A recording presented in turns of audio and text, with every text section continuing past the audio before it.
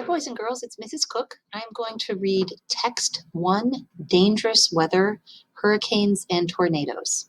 Read along with me. Look outside. What do you see? Are there dark clouds in the sky? Does it look like it might rain? Do you need a jacket? An umbrella? When you check the weather to figure out what clothing to wear, you are making a prediction about the weather. Of course, if you look outside, you only know what the weather is like now. That's why many people rely on weather forecasts. Meteorologists, or weather scientists, make forecasts that not only let you know what kind of clothes to wear for the day, forecasts also help people keep safe from dangerous weather such as hurricanes and tornadoes. Hurricanes and tornadoes are similar in some ways and different in some ways. Knowing about each helps with forecasting. Forecasting hurricanes and tornadoes. How do scientists predict hurricanes and tornadoes? First, you need to know some basic facts about each. Hurricanes are very large storms. They form over open water. They can span up to 300 miles. Hurricanes can go on for several days. This makes them easier to track. It is also easier for scientists to predict their movements or to make forecasts about them. An image of a hurricane from outer space. Tornadoes, on the other hand, are much smaller than hurricanes. They usually form over dry, flat land, and they might only occur for a few minutes.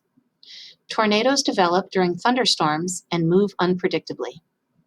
Tornado researcher Tom Grazoulis says, tornadoes are extremely hard to pin down. Since tornadoes are so hard to predict, scientists use tools and technology to gather more information.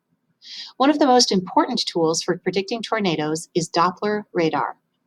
Scientists use Doppler radar to measure the speed and direction of the wind. If the winds are rotating, that could be a possible tornado. Geographic regions. A tornado near Oklahoma. Geography helps people predict hurricanes and tornadoes. Hurricanes often start close to West Africa. They travel across the Atlantic Ocean. Sometimes they head toward the eastern United States. On the other hand, tornadoes can happen anywhere, but they tend to form in the Midwestern and Southeastern United States. In these parts of the United States, warm air from the south collides with cold air from the north. When the warm and cold air crash into each other, sometimes they cause tornadoes to form. Knowing where hurricanes and tornadoes are likely to occur helps scientists make more accurate predictions. Warning times.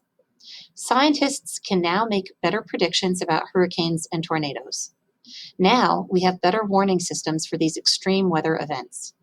Warnings for hurricanes may be issued up to 5 days in advance. In contrast, warnings for tornadoes may only come 11 minutes in advance.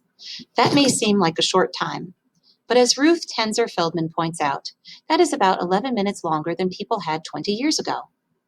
The next time you check the weather, by looking outside or up in the sky, you are developing a forecast.